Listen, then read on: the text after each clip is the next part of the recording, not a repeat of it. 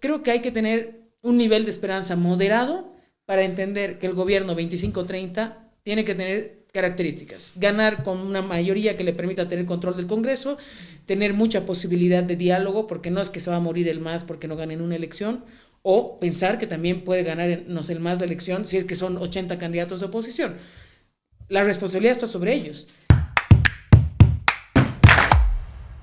Bienvenidas, bienvenidos a Voces de Poder. En este episodio, al que voy a introducir inmediatamente, voy a agradecer la presencia de la senadora Andrea Barrientos, quien nos acompaña, y junto a Jimena Beotegui, que hace que este espacio sea tan especial, porque es un honor hablar siempre con voces de mujeres tan poderosas, de mujeres comprometidas, con los valores y principios democráticos muy claros, y ese compromiso, ¿no?, de servir al país. Gracias, Andrea. Gracias, Jimé, querida. Qué momento difícil, Andrea. No, gracias a ustedes primero por invitarnos. Efectivamente, es un momento altamente crítico para el país. El anuncio del presidente ayer, la falta de gasolina, clases virtuales, o sea, es un desastre el país en este momento, pero creo que hay que promover espacios como este para generar mucho diálogo, que la gente esté informada y discutir qué nos permite salir de la crisis más adelante, no solamente el estado de situación que es crítico, sino qué soluciones le vamos a dar a la gente para que el nuevo gobierno pueda impulsar reformas estructurales en el país.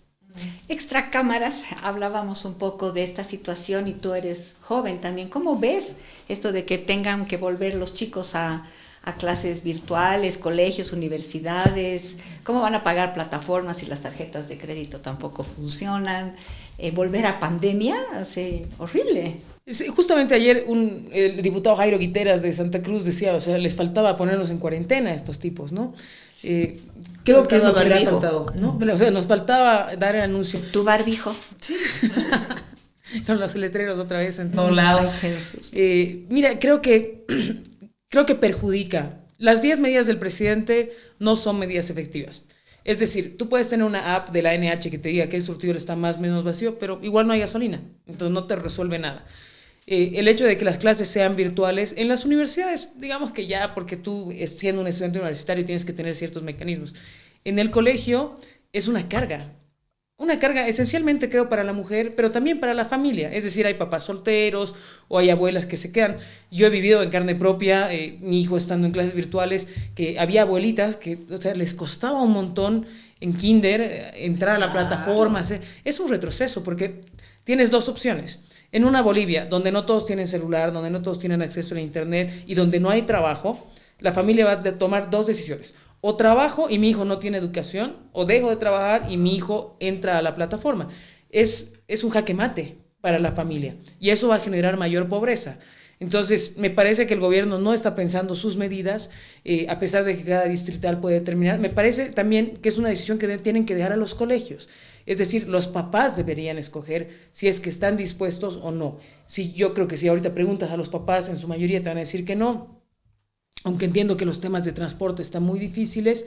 En el tema de los colegios fiscales va a ser más simple porque tú puedes llevar a los chicos al colegio. En los particulares va a ser más difícil porque hay veces que tienes que cruzar toda la ciudad para llevarlos.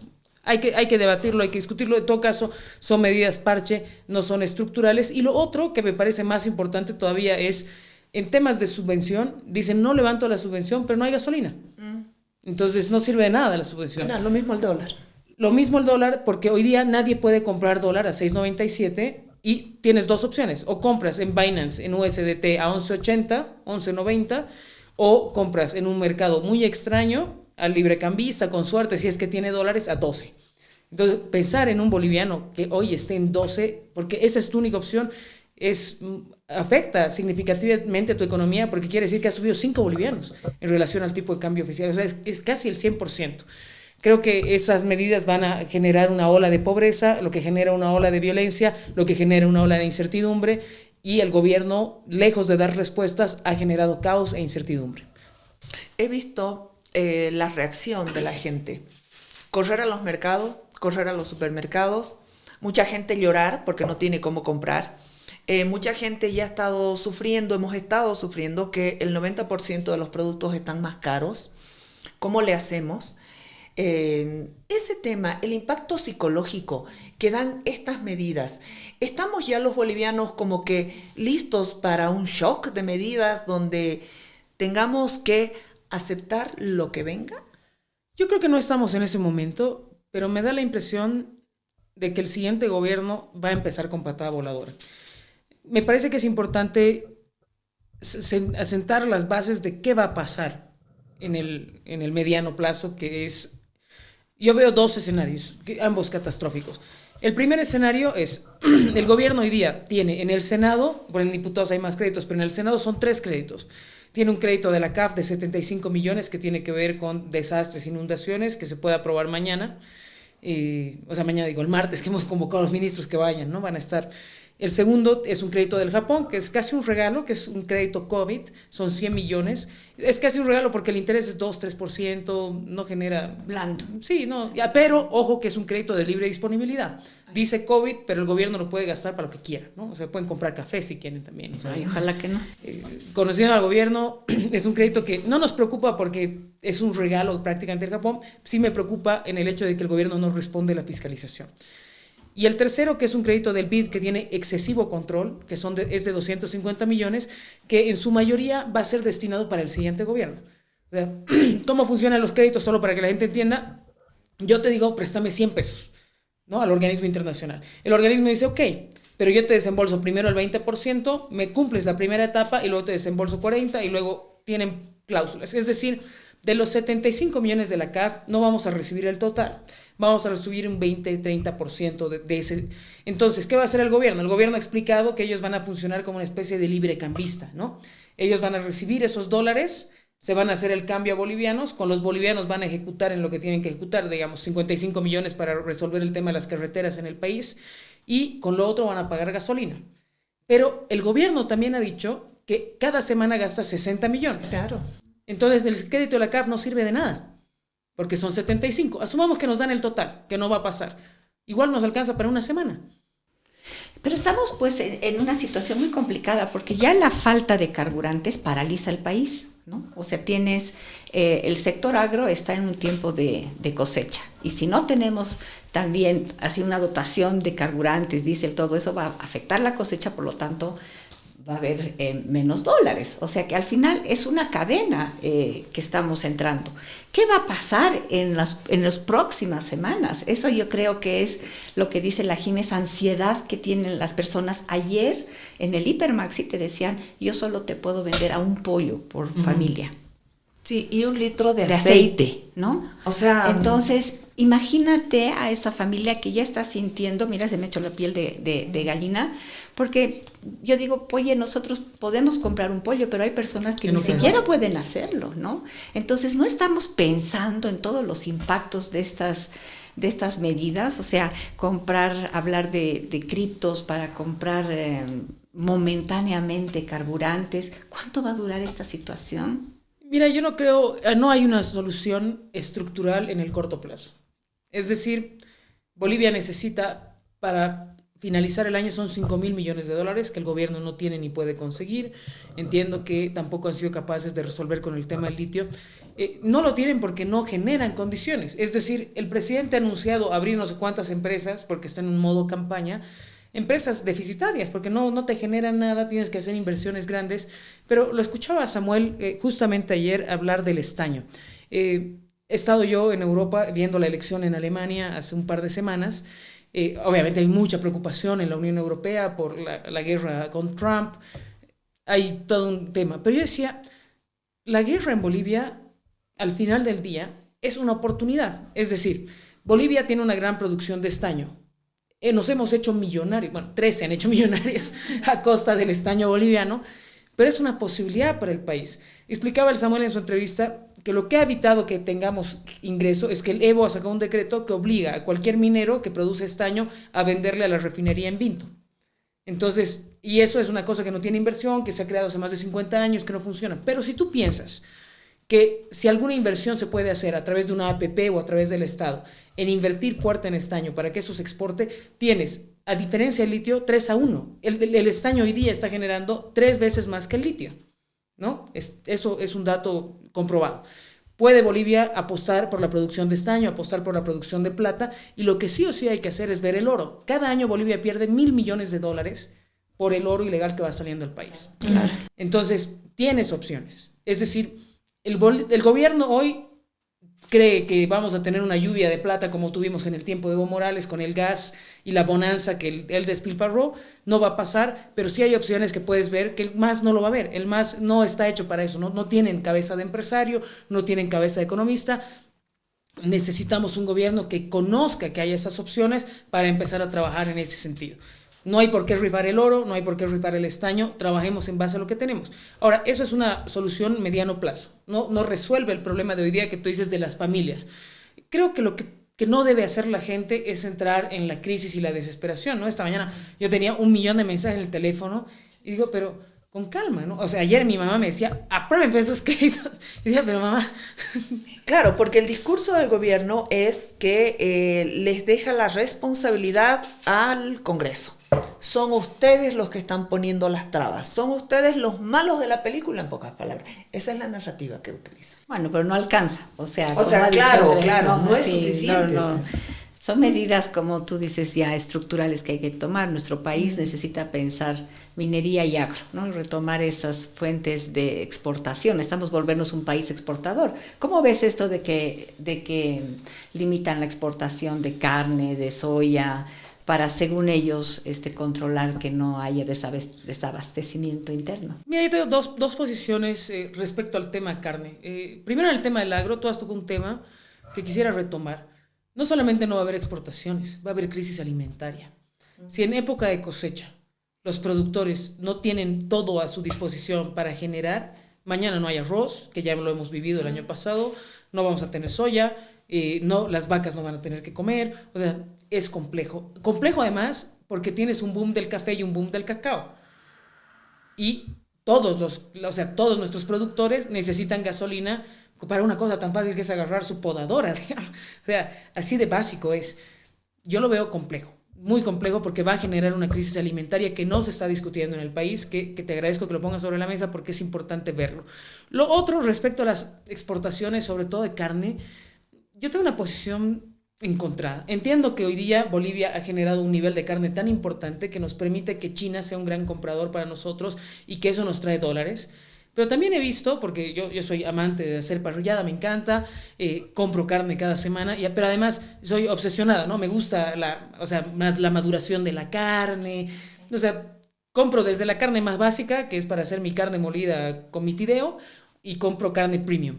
He visto en las últimas 6 semanas cómo el nivel de carne al que accede la gente común es carne muy mala. Muy mala. De muy mala calidad, ¿no? Y no solamente la carne que vas a poner a la parrilla, que te cuesta 78 bolivianos el kilo, que antes costaba 60, sino la carne con la que haces asadito, ¿no? Asadito para tu familia. Entonces, no es carne, ni siquiera es carne de segunda, diría yo que es carne de tercera. Ahí hay que ver cómo haces para conversar con los productores y con las industrias para tratar de regular y equilibrar qué se queda y qué se va. Es muy complejo y es una discusión a profundidad que hay que tener, sobre todo con Santa Cruz y Beni. Cochabamba también está empezando a impulsar eso, pero vale la pena entender 2 cosas. Hoy necesitas dólares, exportemos, sí, no podemos restringir, pero también pensemos en qué alternativas le vamos a dar a la población. Si vamos a decidir exportar todo el res, no hay problema, pero pensemos que tenemos que empezar a producir más carne de conejo, es decir, cuy, hay que empezar a pensar más en el cordero como alternativa. Los pollos tienen un problema porque ha habido un episodio de gripe aviar que ha hecho que la producción en 2 años sea muy complicada, y el gobierno no ha dado las vacunas a tiempo, pero sí hay otras alternativas. O sea, creo que hay que poner todo sobre la mesa para debatir. No tengo una respuesta. Son cosas que me preocupan, por supuesto. Yo tengo una vocación humanista muy profunda, entonces no quisiera yo que la gente esté condenada a comer una carne de mala calidad que además se la venden en 70 pesos el kilo. Ahora, si te pones a pensar en este momento, hay una crisis económica. Con estas decisiones, con estas posiciones, creo que cada vez se está haciendo más visible esta crisis, pese a que algunos sectores la rechacen o intenten taparla. Creo yo que, apelando a lo que eres humanista y como todos y todas somos acá, pensar en los hogares, pensar en esa clase media que se está empobreciendo cada día, pensar en la gente que va al mercado y ya no compra carne, que el aceite que antes costaba 9 ahora cuesta 17. O sea, el impacto de la gente en la calidad de vida, no quiero pensar siquiera en el tema de salud, ¿podrá adquirir medicamentos o está prácticamente seleccionando lo que no la va a matar?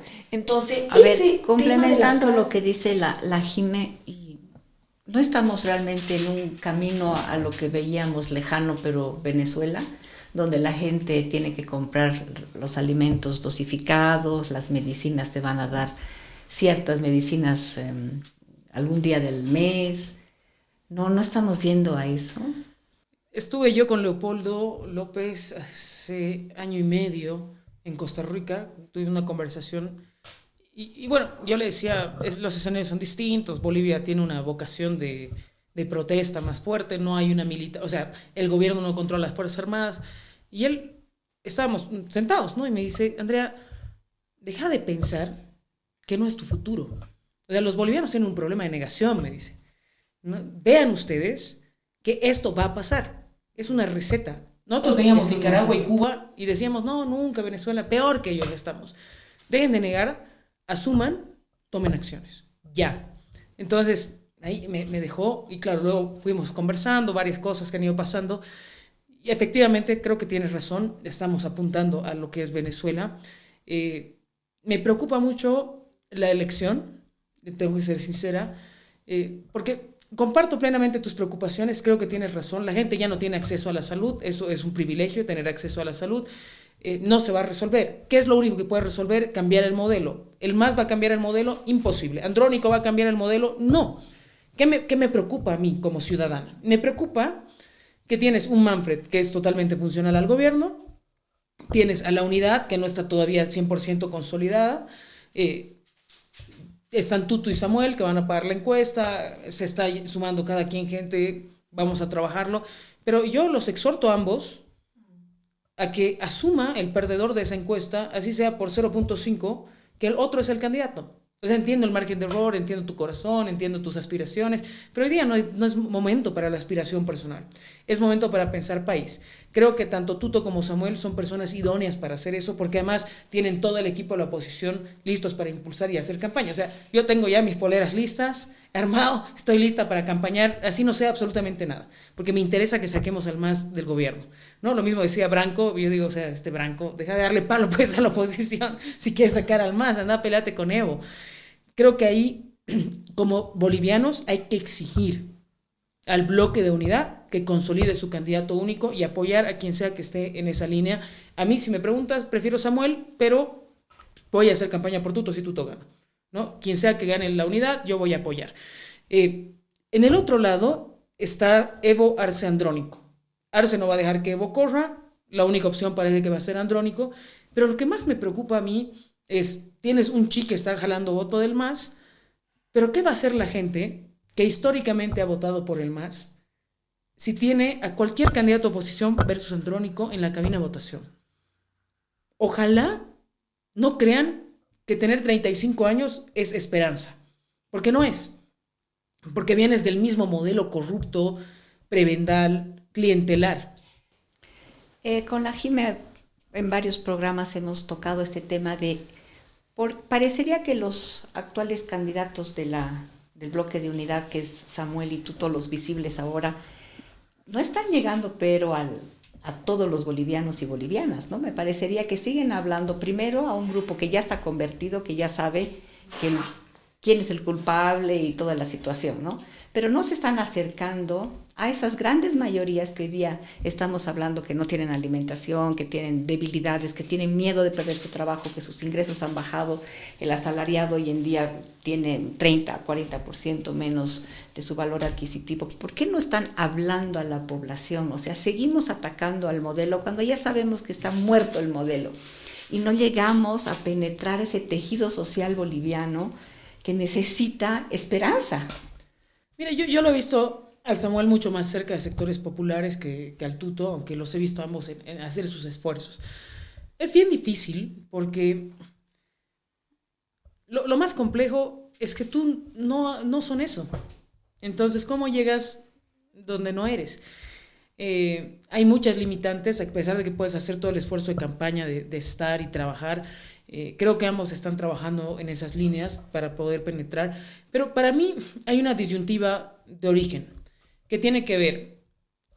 Yo hoy día soy parte del tejido político nacional, gracias a la decisión de Carlos, que siempre le agradezco, es mi mentor, lo venimos trabajando muchos años, pero Bolivia arrastra una contradicción en su historia y una pugna racial y de clase que no se discute. No, muy pocas veces nos sentamos a discutir por qué Bolivia tiene un racismo tan profundo, por qué Bolivia tiene desigualdades tan profundas.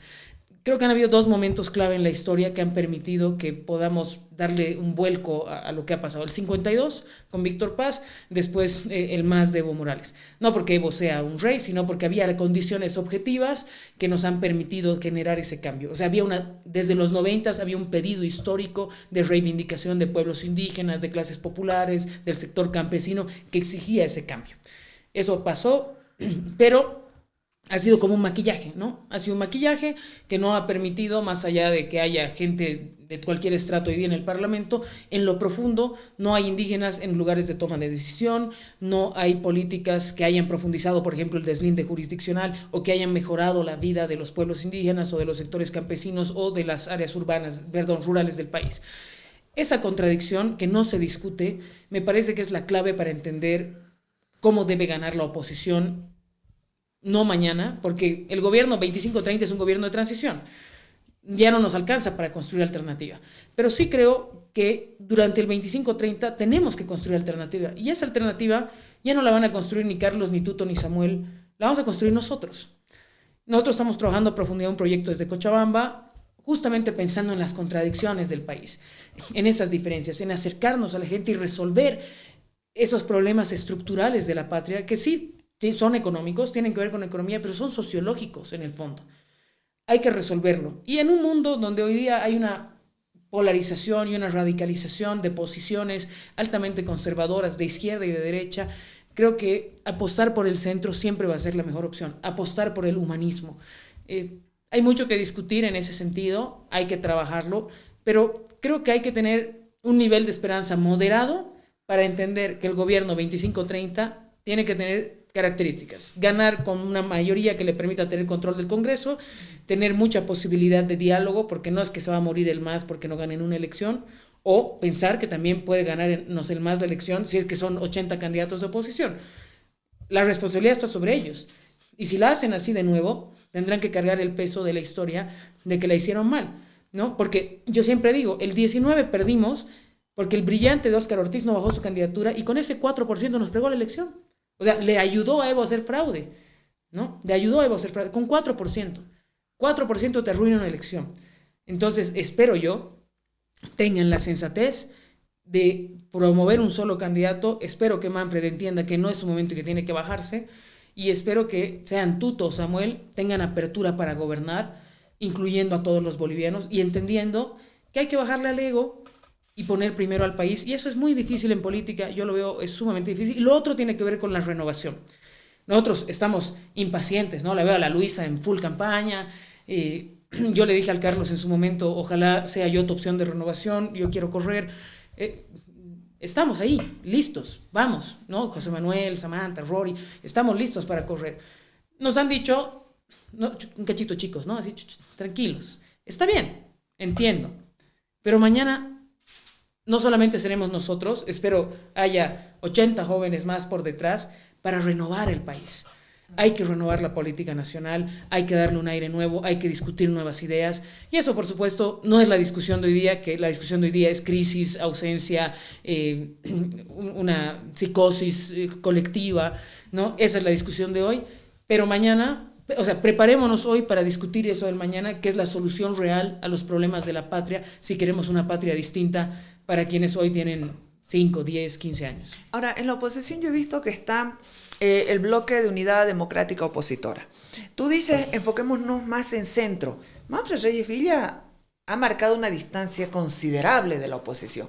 Él dice que es nacionalista y es de centro. Rodrigo Paz es de centro. Es un discurso porque al final, con ese discurso, con las características, la trayectoria que tienen en política, porque no son nuevos, han estado en momentos difíciles, han sido alcaldes, gobernadores y no han sido muy de centro y tienen observaciones por todo lado. ¿Crees que al decir centro estás agarrando esa población que en este momento no sabe por quién votar, que no es de la parte de Evo Morales, su gente leal y su voto leal, tampoco de Samuel y de Tuto? ¿Crees que con ese discurso de decir yo soy de derecha puedes agarrar esa parte de la población que está todavía? Yo creo que el centro es la opción. O sea, el boliviano de a pie, es decir, el boliviano que no se ocupa de escribir en redes todo el día, ¿no?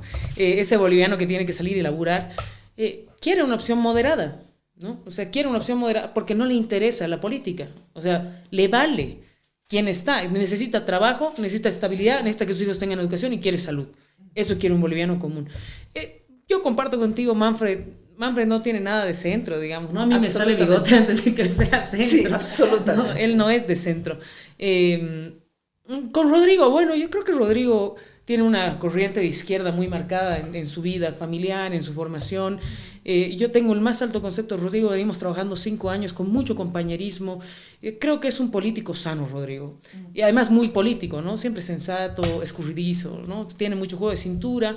Y creo que tiene propuesta, aunque me parece que no va a ser su momento ahora, por más de que esté haciendo muchísimo esfuerzo en que sea. Yo tengo un alto concepto de él y espero que se sume al bloque de unidad. Eso te iba a decir. Espero que él venga.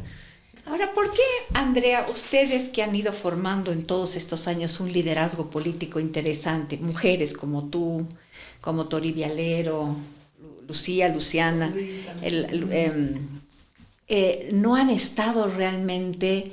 Yo siento que las cabezas de sus partidos, sus agrupaciones les han dicho un ratito, porque todavía queremos tiempo para nosotros, cuando yo pienso que en estos 15 años que han ido trabajando, además senadoras, diputadas, han viajado, han conocido regiones, tienen mejor vivencia del país que los actuales que están en la nómina. ¿Por qué ustedes no han tomado esta posta? Yo creo que eso que tú hablas de transición a la renovación lo tomo, pero yo creo que el desafío era ahora.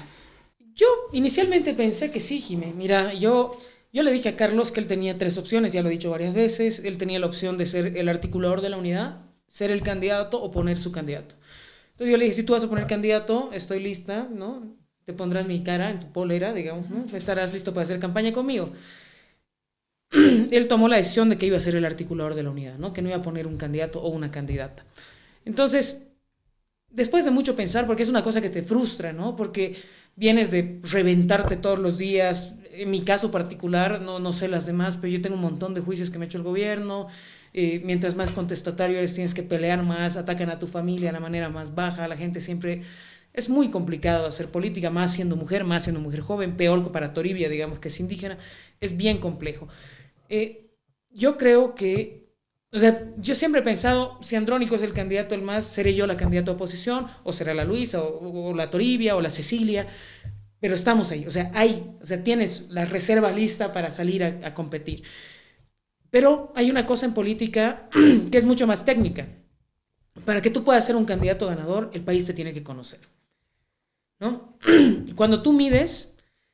Cuando Carlos Mesa corría, porque como no estoy metida en la campaña, hoy día no estoy en el tanque, no conozco sus datos a profundidad, pero cuando Carlos Mesa corría, Carlos Mesa es el segundo boliviano más conocido del país, ¿no? 98% del país conoce a Carlos Mesa. Tuto creo que tiene un 70 y algo por ciento de conocimiento, Samuel por ahí debe ir. Entonces, cuando nosotros hemos hecho la medición, a mí me conocía, digamos, un 7% del país. Había mucho tramo para recorrer, porque es fácil, ¿no? Con las redes ahora es mucho más accesible que antes, o sea, puedes hacer una campaña, pero además necesitas mucha plata para hacer campaña, ¿no? Es mucha plata. O sea, no necesitas $500,000, necesitas 4, 5, 10 millones de dólares, que ¿de dónde sale esa plata?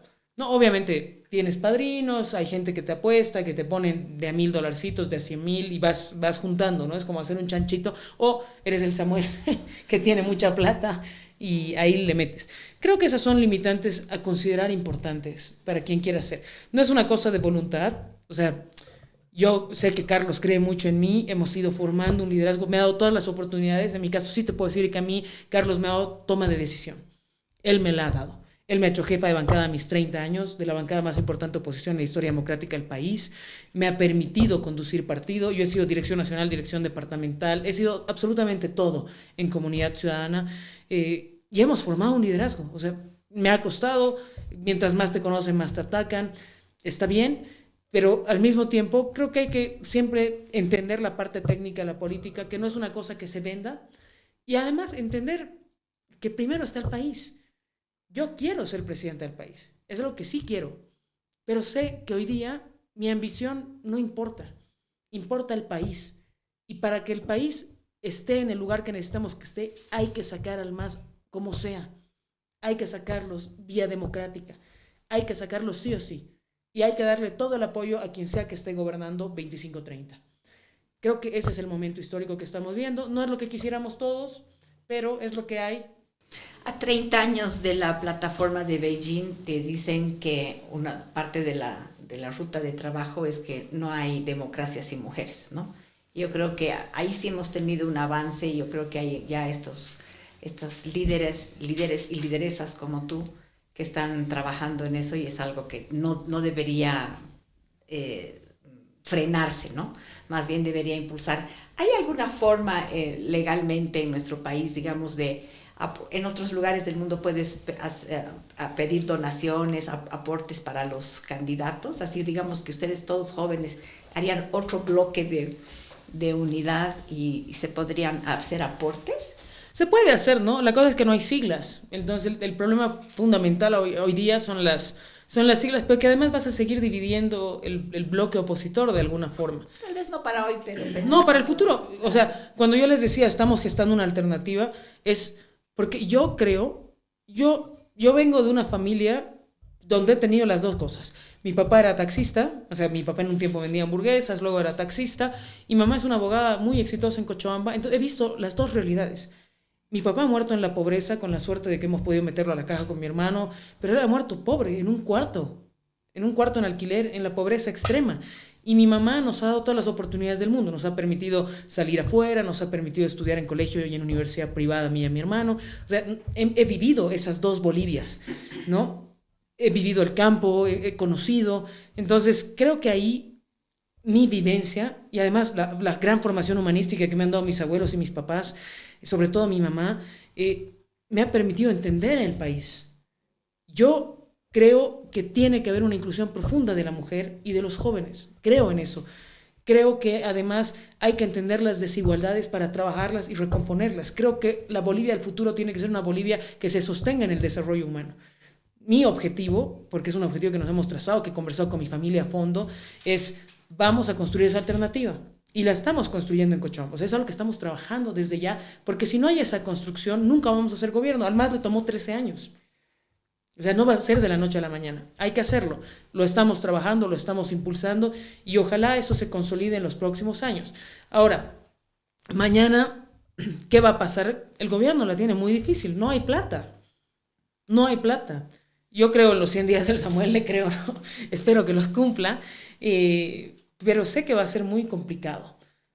Gobernar va a ser altamente complejo, la Asamblea va a tener un rol fundamental, pero además hay algo que no estamos hablando, porque como hay crisis económica no discutimos, que es la institucionalidad democrática. Sí. Discutamos democracia. O sea, ¿qué vamos a hacer con la justicia? 70% del personal del órgano judicial ha sido despedido porque no hay plata en el órgano judicial. Si no hay justicia, la gente hace justicia por mano propia, incrementa la delincuencia, incrementa la inseguridad. Después, ¿cómo garantizamos que haya elección? ¿Estamos seguros que va a haber elección en agosto del 25? Ojalá haya, ¿no? Pero está cada vez... Ahora, ¿qué sucede cuando este descontento, esta crisis que todavía la debaten los hogares, los amigos, en la universidad, en el trabajo, se traslade a las calles?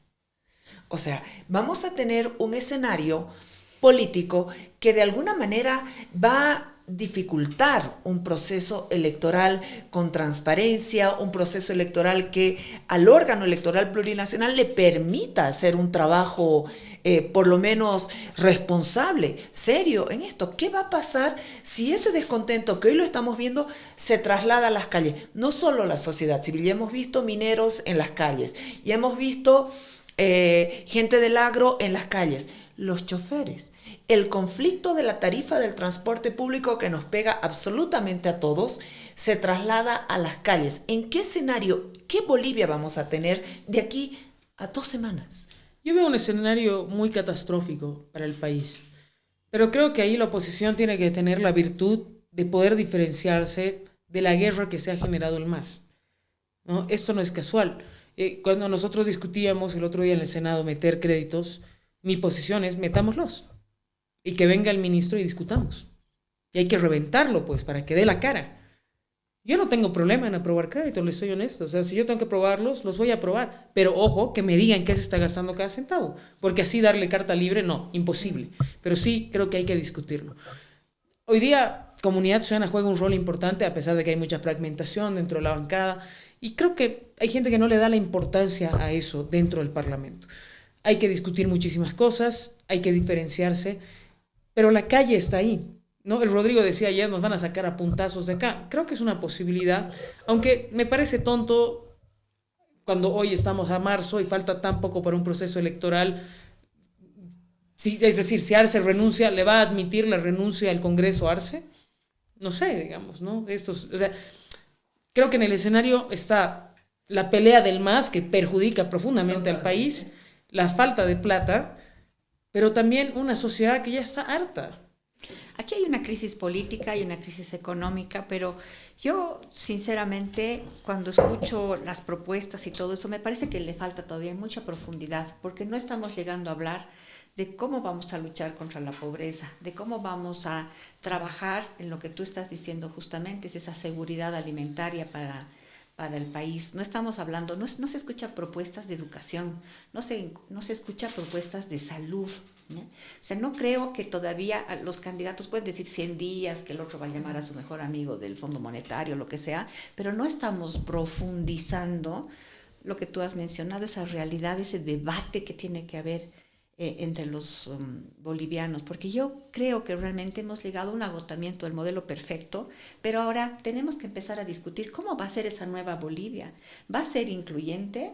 ¿Vamos a pensar otra vez que va a ser una élite política la que va a gobernar desconociendo todo lo que ha pasado estos 20 años? Entonces yo creo que le falta todavía mucha profundidad en el debate, y eso tienen que tomarlo en cuenta, porque si no te estás alejando de la mayoría de los bolivianos. Comparto plenamente contigo. Bolivia ha cambiado, el mundo ha cambiado, y una Bolivia sin inclusión no es Bolivia. Y yo siempre digo, ¿cuál es la mayor virtud de Bolivia? Que somos muy diferentes. Eso tiene que ser una virtud, y eso es algo que hay que trabajar. Y cada región tiene cosas que aportar. Creo que el mayor problema que tiene nuestro país es el excesivo centralismo. Hay que apostar por las regiones. Hay que apostar por las regiones. Santa Cruz es un polo de desarrollo económico, como lo es el Alto. Cochabamba está al medio. Pensemos en interconectar sin olvidar a los demás departamentos, que todos te dicen me siento olvidado. Ok, ¿cómo hacemos para integrarlos? Creo que, ¿sabes? Creo que le falta mucha discusión a la gente y a los gobernantes de entender el país. Fue el Penavit hace poco en Tarija. Hay vinos de lujo en Tarija. Yo no sé mucho de vinos, la verdad, pero me gusta consumir boliviano. He estado comprando... A mí sí me gusta el vino. Sí, eres amante del vino. A mí me encanta el vino, pero te digo, no sé, no te puedo decir no te puedo decir cuáles son los 5 mejores vinos del mundo, imposible, no tengo idea cuáles serán. Te puedo decir este vino es muy rico y te puedo hablar de bonardas, de tanats, de cabernets, pero eso es, digamos. Sí me ha apasionado mucho consumir productos bolivianos. Entonces he estado pidiendo mucho vino Isingani de Camargo, que he quedado sorprendidísima porque me he enterado además que Camargo es el único lugar con denominación de origen para el vino en Bolivia. Creo que ahí está parte de esa respuesta. Apostemos por la producción boutique, por la producción exclusiva para exportar. Tenemos café. Necesitas volúmenes, pero ver también lo que está pasando con tus fronteras. Ahorita los productos... La seguridad jurídica. Los productos están yendo a nuestras fronteras, o sea, otro tema... ¿De qué sirve? El contrabando a la inversa. El contrabando a la inversa. Pues te decía yo, hay que pensar en institucionalidad democrática. La democracia no es solamente que la gente vaya y vote y que piense que no haya fraude, digamos. La democracia es todo un proceso de inclusión. De participación. Claro. Tiene que haber seguridad jurídica, como tú decías, tiene que haber institucionalidad sólida para que, o sea, El Carlos a mí me daba un ejemplo hace años cuando empezábamos este camino y me decía, el día que el presidente llame al fiscal y le diga, señor fiscal, me voy a reunir con usted, y el fiscal le diga, presidente, mándeme una nota con el temario que quiere discutir conmigo para que eso sea público y mañana lo espero, ese día puedes hablar de verdadera institucionalidad. Porque la gente tiene que saber quién se reúne con el presidente, para qué se reúne, con quiénes se ven los fiscales, con quiénes se ven los jueces. Eso tiene que ser público y abierto. Ahí puedes hablar. El país tiene mucho camino por recorrer, creo que estamos en una situación muy compleja, pero también creo que hay soluciones. El panorama es crítico, pero no es... O sea, yo nací en el 89, no he vivido la crisis de los 80s, pero sí escucho las historias de mi familia, ¿no? Los sueldos en carretera. Creo que no vamos a llegar a ese punto. Espero que podamos cambiar de gobierno antes de llegar a ese punto. Y creo que, en el fondo, tanto Tuto como Samuel pueden tener una verdadera respuesta a esos procesos de crisis. Mi mayor crítica al Tuto es que se ha juntado con toda la vieja política. No he visto una sola persona en Renovación a su lado, salvo un par de jóvenes que están grabando con su celular, digamos, pero no veo en sus equipos una cosa que digas, aquí hay renovación. A diferencia del Samuel, digamos, ¿no? Que está tratando de atraer más juventud. La principal señal en ese bloque de Unidad Democrática será quien cumple con su palabra, ¿no? Porque yo creo que ahí también está un desafío muy grande y un compromiso moral con lo que das. El político que no tiene palabra creo que no tiene nada. Y ahí va a ser una de las señales más claras hacia el electorado y la cultura política, ¿no? Que hay que reforzar, que todos somos responsables, no solo los candidatos. Todos y todas somos responsables de lo que se va a escribir este año. Yo comparto plenamente contigo. El primer desafío, consolidemos un solo candidato. Si ellos no son capaces de hacer eso, ¿ya para qué? Digamos, nos rifaron. Tienen que tener la capacidad de establecer un solo candidato. Y como les digo, así sea 0.5% la diferencia y te duele en el corazón y quieres hacer el berrinche de tu vida. He visto que hay un cuarto donde puedes ir a romper cosas en La Paz. Se los podemos pagar, digamos, que vayan y destrocen. Pero que definan un solo candidato, creo que eso va a ser importantísimo. André, en tu experiencia ya política, ¿tú crees que el actual gobierno piense que puede sacar una carta bajo la manga e inhabilitar al que sea el candidato único? Yo espero todo del gobierno.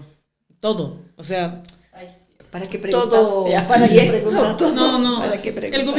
El gobierno de Arce es más autoritario que el gobierno de Evo. Es decir, Evo nunca se hubiera atrevido a sacar a un gobernador de Santa Cruz como Luis Fernando Camacho y meterlo preso así. Venga, creo que eso era impensable. No digo que Evo no haya sido autoritario, es un patán, es el hombre que más daño le ha hecho al país, pero Arce, así calladito y pareciendo tonto, se ha encargado, le ha abierto... Ellos minimizan el proceso que le han abierto a Tuto porque es un proceso por difamación, pero ese proceso por difamación te puede inhabilitar. Samuel tiene varios procesos encima, Carlos tenía 11 cuando fue candidato, o sea, le han abierto un montón de procesos porque lo que buscan es inhabilitarte, ¿no? Cuando tú eres político y tienes una sentencia de ejecutoriedad, te inhabilitan. La forma más fácil de lograr esa inhabilitación es con un proceso por difamación y calumnia que no te da cárcel, pero te da sentencia de ejecutoriedad ágilmente.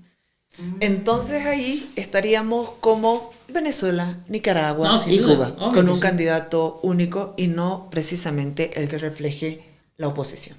O sea, yo creo que hay que hacer la misma apuesta, hay que llamarla a María Corina, el Tuto tiene muy buena relación con ella, creo que hay que establecer la misma estrategia, es decir, tenemos 4 en fila, si inhabilitan uno, vamos con el segundo, inhabilitan el segundo, vamos con el tercero, creo que hay que aprender de esa experiencia, con la diferencia clara de que Arce hoy no tiene condiciones objetivas y subjetivas para intentar quedarse en el poder. Si Arce intenta quedarse en el poder a toda costa, va a tener que meter mucha bala a la gente. Y eso yo no lo veo como una posibilidad. O sea, él no tiene alguien que lo apoye, no tiene ni las Fuerzas Armadas, ni tiene a la policía, ni tiene gente que esté dispuesta a matar y morir por él. Pero ellos están guardándose su estrategia para el final, ¿no? Porque ahorita no está muy claro si será Andrónico, o Arce, ¿cómo era? Arce y Andrónico, ¿no? O sea, hay... Yo creo que tienen problemas. No creo que estén claras con quién será su candidato, pero la escuchaba a la Adriana Salvatierra en una entrevista el otro día y ella decía, obvio que Arce va a ser candidato, pues, porque si no es candidato deja de existir y pierde todo el poder. O sea, ni siquiera sus directores le van a contestar el teléfono. Entonces, Arce va a correr. O sea, yo comparto ese análisis, creo que Arce va a correr. Creo que el mensaje que ha dado Evo respecto a Andrónico el otro día con las 6 federaciones donde le prohíben que él sea el candidato, me parece muy torpe de su parte. O sea, muestra lo megalómano que es, o sea, lo muestra en su lado más perverso y vil, y no hace más que potenciarlo Andrónico. Claro. ¿No? O sea, porque lo tiene el otro agachadito, ¿no? Escribiendo en su cuaderno triste, pero lo potencia, ¿no? Lo potencia. Entonces, creo que el MAS tiene problemas, por supuesto, pero no está perdido. O sea, es un error de la oposición pensar que el MAS se ha muerto, porque no están muertos. Es lo que les decía. Mañana, esa señora que no le gusta el MAS, pero que ha votado por Arce, ¿va a votar por quién? O sea, cuando tú estás en lo más íntimo, en tu cabina de votación, solito, donde nadie te juzga, ¿por quién votas? Es que hay que ver las elecciones alrededor del mundo. Cuando tú le preguntabas en Estados Unidos a la gente, ¿tú vas a votar por Trump? La gente decía, ni en drogas, nunca. Entonces, las encuestas mostraron una diferencia muy corta, pero a la hora de la elección, Trump rebotó. Claro, porque hay una condena social para quien vota por gente como Trump, como pasa aquí. Hay una condena social para quien dice, yo sí votaría por el MAS. Tiene un voto duro, ¿no? Tienen, pero un voto blando también. Esa es la gente que tenemos que preocupar. Gracias, Andrea, por haber venido al episodio acá en Voces de Poder. Un gusto escucharte, un gusto compartir contigo. Jimena, tenemos que seguir hablando de estos temas, tocar lo importante, lo urgente, no distraernos con lo que está sucediendo, porque hay algo que se tiene que tocar, corto, mediano, largo plazo, hablar de estos temas. No, muchas gracias a ustedes por tenerme acá, yo muy contenta, ha sido un intercambio muy fructífero, uno siempre aprende, les agradezco la posibilidad de aprender de ustedes, compartir un espacio tan bonito, y espero que la gente les sirva lo que hemos conversado para reflexionar, para discutir y para poder pensar en que hacer una Bolivia distinta es posible y es el camino que estamos construyendo. Gracias, Andrea, gracias, Jimé. Gracias, Jimé, y gracias a todas y todos por seguirnos. Estamos, ahí ustedes tienen el link, estamos en YouTube, en Facebook, en Instagram, y síganos en Spotify. Gracias, hasta un próximo episodio.